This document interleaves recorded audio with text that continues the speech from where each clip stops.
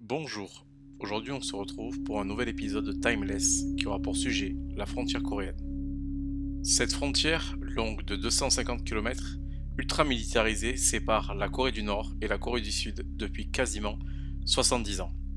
Elle est le résultat d'un déchirement de la péninsule au début des années 50. En effet, la guerre de Corée, qui s'étend de 1950 à 1953, a pour conséquence la scission de la Corée en deux États distincts. La Corée du Sud, dont la capitale est Séoul, et la Corée du Nord, dont la capitale est Pyongyang. Et entre les deux, une zone démilitarisée, appelée la DMZ. Comment une frontière née d'un conflit lointain est-elle devenue un des symboles les plus marquants de la guerre froide? Et aujourd'hui encore, dans quelle mesure reste-t-elle une zone de tension au niveau régional, national et international? Bienvenue dans Timeless. Pour commencer, une petite mise en contexte. Le monde devient bipolaire en 1945 avec le début de la guerre froide. D'un côté les États-Unis et leurs alliés, la France, l'Allemagne, la Grande-Bretagne, et de l'autre l'URSS. Donc ces deux superpuissances s'affrontent de manière indirecte avec pour objectif le développement de leur modèle étatique et idéologique. Nous avons d'un côté le capitalisme soutenu par les États-Unis avec comme valeur principale l'industrialisation par le capital.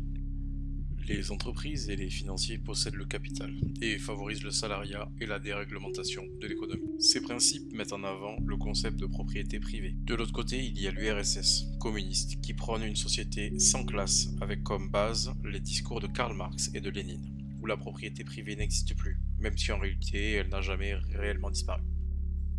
En ce qui concerne notre sujet du jour. Les deux Corées se trouvent dans une péninsule, qui est une étendue de terre entourée par la mer sur trois côtés, mais qui reste reliée au continent avec, ici, autour d'elle, au nord, la Chine, au nord-est, la Russie et au sud, le Japon. Dès 1945, la péninsule est divisée en deux, la zone soviétique au nord et la zone américaine au sud. Mais le destin du Japon est relié à la situation en Corée, et le 9 août 1945 à 11 h, le bombardier B-29 appelé Bockscar lâche une bombe atomique, codename Fatman, sur Nagasaki. Les dégâts sont tels que le Japon va accepter de capituler. Le lendemain, John G. McCloy, alors assistant du secrétaire d'État à la guerre américain, demande à Dean Rusk et Charles Bonesteel, des assistants seniors du département d'État américain, de réfléchir à un espace géographique pour diviser la péninsule de Corée dans l'optique de la reddition des forces armées japonaises. L'objectif est de garder la ville de Séoul, déjà une ville très développée dans la zone américaine. D'où le choix du 38e parallèle, que l'on va également aborder dans cet épisode. Cette décision est rendue publique par le général MacArthur le 15 août 1945 et demande aux soldats japonais de se rendre au dirigeant chinois Chiang Kai-shek. De son côté, l'URSS, déjà entré en Corée par le nord le 8 août, avait pu avancer assez loin dans les terres, mais ils acceptent cette décision du 38e parallèle assez facilement. Après ces événements, les États-Unis décident d'occuper l'espace au sud du 38e parallèle. Ils passent par la mer, mais le débarquement ne se produit que le 8 septembre. Le département d'État américain, ou Department of State, équivalent du ministère des Affaires étrangères en France, considère immédiatement que la Corée est victime et que le Japon est l'agresseur. Ce parallèle devient une frontière de manière officielle à l'été 1948. Le 15 août 1948, Syngman Rhee proclame « Nous établissons aujourd'hui un État libre et démocratique. Nous devons défendre notre souveraineté contre toute menace venant du Nord. » En réponse, Kim Il-sung, grand-père de l'actuel dirigeant Kim Jong-un, proclame quelques semaines plus tard, le 9 septembre 1948, la naissance d'un État socialiste au Nord, affirmant défendre la souveraineté populaire contre l'impérialisme. La guerre des mots va rapidement devenir une guerre bien réelle. Nous sommes le 25 juin 1950. À l'aube, sans déclaration officielle, les troupes nord-coréennes franchissent le 38e parallèle et envahissent le sud. C'est le début de la guerre de Corée. Ce conflit, souvent oublié en Occident, va pourtant faire plus de 2 millions de morts en 3 ans. Il oppose directement ou indirectement les deux grands blocs de la guerre froide. La Corée du Nord, soutenue par l'URSS, puis par la Chine de Mao, et le Sud, soutenu massivement par les États-Unis sous la bannière de l'ONU. Cette guerre se déroule en 3 temps. Tout d'abord, l'invasion nord-coréenne. Le 25 juin 1950, au petit matin, les troupes nord-coréennes traversent brutalement le 38e parallèle avec 135 000 hommes, des tanks soviétiques, T-34 et une stratégie éclair. Leur objectif, réunifier la péninsule par la force en écrasant le sud. En quelques semaines, c'est la déroute pour Séoul, la capitale tombe dès le 28 juin. Les troupes sud-coréennes, mal équipées, reculent. Soutenues par l'ONU, les forces américaines arrivent rapidement en renfort, mais elles sont acculées dans un espace représentant moins de 10% du territoire, que l'on appelle la poche de Busan, à l'extrême sud-est. C'est le premier moment critique de la guerre. Vient ensuite la contre-offensive de l'ONU, de septembre à octobre 1950. L'Amérique ne compte pas laisser la Corée du Sud tomber. Le général Douglas MacArthur, héros du Pacifique pendant la Seconde Guerre mondiale, organise une opération audacieuse et inattendue, le débarquement d'Incheon, qui se trouve à moins de 15 km du centre de Séoul. À partir du 15 septembre 1950, les troupes américaines à marée haute débarquent et, moins de 2 semaines plus tard, la capitale Séoul est reprise. C'est un tournant. Les forces de l'ONU, désormais composées de soldats venus de 16 pays, repoussent les Nord-Coréens vers le nord, franchissent le 38e parallèle à leur tour et atteignent la frontière chinoise avec le fleuve Yalu. La guerre semble presque gagnée. Mais ce succès rapide inquiète la Chine de Mao. Pékin, craignant d'être encerclé par les troupes américaines, décide d'intervenir. Et c'est à nouveau retournement spectaculaire. L'intervention chinoise et l'impasse, de l'hiver 1950 à 1953. En octobre 1950, sous la bannière des Volontaires du Peuple, plus de 300 000 soldats chinois traversent discrètement le fleuve Yalu. Ils attaquent dans la neige par vagues humaines, souvent la nuit. Les troupes de l'ONU, surprises et dépassées, sont contraintes à une retraite massive. Pyongyang est reprise par le nord. Séoul tombe une deuxième fois en janvier 1951. Mais une nouvelle contre-offensive de l'ONU reprend la ville 2 mois plus tard. C'est une guerre d'aller-retour, une guerre de montagne et de tranchées, une guerre d'usure. À partir de la mi-1951, le front se stabilise autour du 38e parallèle.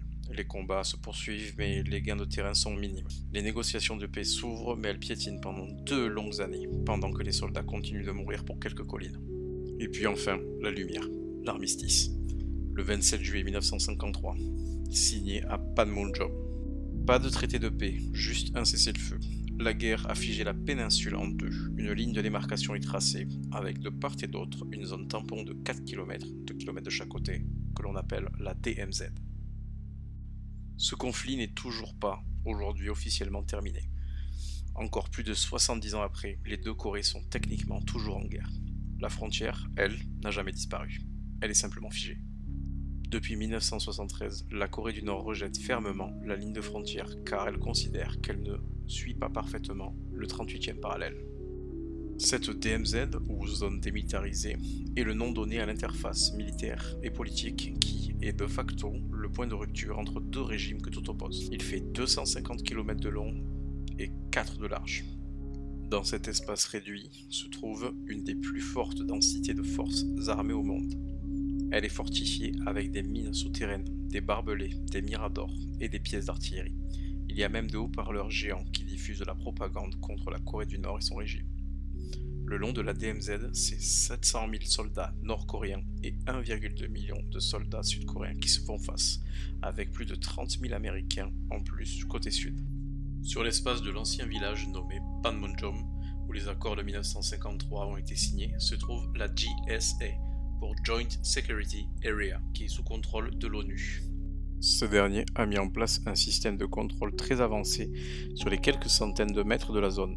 Ici, les soldats font littéralement face l'un à l'autre. Un couloir en pierre avec au milieu ce que l'on appelle la saillie, un marquage au sol de 10 cm de béton, marque la frontière entre les deux Corées. Un petit mot sur le concept de frontière, qui est une création de l'humanité, même si parfois cette dernière suit des obstacles naturels, tels qu'une montagne ou un fleuve. Traverser une frontière peut être très simple, comme lorsqu'on roule en voiture entre la France et l'Espagne par exemple, mais aussi beaucoup plus complexe, comme dans le cas présent. Cette JSA est visitable par des touristes. On parle ici de dark tourism, ou tourisme sombre, qui amène à se rendre sur des espaces où se sont déroulés des combats et ou des drames, comme à Auschwitz avec les camps de concentration nazis, par exemple, ou les plages du débarquement du 6 juin 1944 d'Omaha Beach ou Juno Beach en Normandie.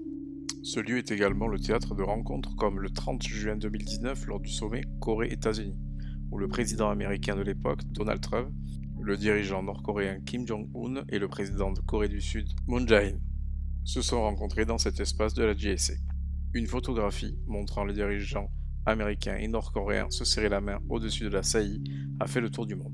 Un an avant cette rencontre, Kim Jong-un et Moon Jae-in s'étaient serré la main de la même manière au même endroit. Ce fut, comme titré dans la presse, une poignée de main historique. À l'intérieur de la JSA, il est possible d'apercevoir pour les touristes le nord avec des jumelles dans l'observatoire de Dora, mais également le parc de la paix et le pont de la liberté d'Imjingak. Ce dernier a aujourd'hui une haute valeur symbolique et de nombreux visiteurs y venaient pour honorer les familles, séparées particulièrement lors des cérémonies du Nouvel An et de Chesuak, qui est une fête traditionnelle célébrée à l'automne qui permet d'honorer les ancêtres. Aujourd'hui, ce pont est fermé car le bois qui le compose doit être fortement rénové. Des tunnels, appelés tunnels d'agression, par le sud ont été découverts entre 1974 et 1990. Ils sont au nombre de 4, dont un, le numéro 3, est visitable par les touristes venus du sud. Le premier est découvert par une patrouille de l'armée sud-coréenne qui a aperçu de la vapeur sortir du sol. Il découvre un tunnel dissimulé à 18 mètres sous la surface qui s'étend sur plus de 1000 mètres. Ce tunnel aurait la possibilité de faire passer jusqu'à 30 000 soldats du Nord en l'espace d'une heure. Aujourd'hui encore, une surveillance accrue est mise en place pour déceler d'éventuels nouveaux tunnels. De nos jours, la population a appris à vivre avec la DMZ, particulièrement la ville de Séoul, qui se situe à seulement 70 km de la frontière. L'art s'est également emparé de la question avec des expositions qui sont organisées pour essayer de faire avancer le processus de paix, comme en 2014 où une résidence d'artistes a été organisée à Jiangiri, un ancien village de propagande créé par le gouvernement du Sud dans les années 1970. Cette exposition aujourd'hui voyage dans le monde et se nomme Negotiating Borders. Des concerts aussi sont organisés pour promouvoir la paix, comme avec le festival de musique classique PLZ for Peace and Life Zone qui se fait aux abords de la DMZ sur les lieux de bataille. Le cinéma est également de la partie, puisqu'il s'est emparé de la question, notamment avec le film GSA de Park Chan-wook. Le scénario expose les relations entre les deux États dans un contexte d'extrême tension. Pourtant, une amitié entre soldats du Nord et du Sud devient possible dans cet espace. La scène la plus marquante du film reste le moment où un touriste américain perd sa casquette qui s'envole du côté nord, et le soldat la ramasse puis la redonne au-dessus de la saillie à un soldat sud-coréen. Cet événement évidemment fictif montre une volonté de voir la paix se réaliser à terme. Pour autant, des précautions sont prises pour parer à toute éventualité en cas de reprise du conflit, comme par exemple avec les distributeurs de masques à gaz dans les métros de Séoul, ou l'obligation d'effectuer le service militaire pour tous les Coréens hommes du Sud de 18 à 28 ans, et ce pendant 18 à 21 mois. Concernant la frontière coréenne dans les relations internationales, la situation aujourd'hui est encore figée, mais très récemment, le 11 juin 2025, Séoul a arrêté de diffuser de la propagande le long de la DMZ pour établir la confiance avec son voisin. Le dialogue n'est pas redevenu actif, loin de là, car le Nord avait en 2024 envoyé de nouveaux ballons vers le Sud, pleins d'excréments et d'ordures.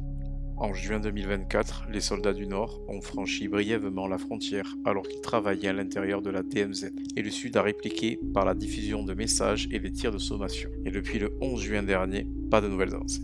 Pour autant, le Nord essaye depuis plusieurs années de développer un armement nucléaire avec plus ou moins de réussite et s'entraîne régulièrement à des opérations militaires comme par exemple celle du 8 mai 2025 avec des tirs de missiles balistiques de courte portée tirés vers la mer du Japon. Le Sud, de son côté, renforce ses liens avec l'OTAN, donc l'organisation du traité de l'Atlantique Nord, ou NATO en anglais, avec tout d'abord un dialogue politique mis en place depuis 2005, puis un programme de partenariat individuel depuis 2012, qui a été mis à jour en 2023, et pour finir des sommets comme celui d'avril 2025 à Séoul, qui a permis de proposer la création d'un canal de partage d'informations entre l'OTAN et la Corée. Pour conclure, cette frontière, une ligne figée depuis 1953, est au centre encore aujourd'hui de tensions, mais aussi la représentation physique de désastres humains qui, 70 ans après, sont encore très présents dans les esprits des familles de part et d'autre de la ligne de démarcation. Malgré cela, l'espoir persiste d'un jour voir la réunification de la péninsule ou à minima la reprise du dialogue entre les dirigeants dans l'optique d'obtenir un accord de paix et une fin effective de la guerre. C'est la fin de cet épisode sur la frontière coréenne. Merci à toutes et tous de m'avoir écouté. Si vous avez aimé, n'hésitez pas à mettre 5 étoiles ou à me laisser des commentaires, c'est très précieux. Et n'oubliez pas que pour savoir où l'on va, il faut savoir d'où l'on vient et comprendre les territoires qui nous entourent. Je vous dis au revoir et à la prochaine pour un nouvel épisode de Timeless.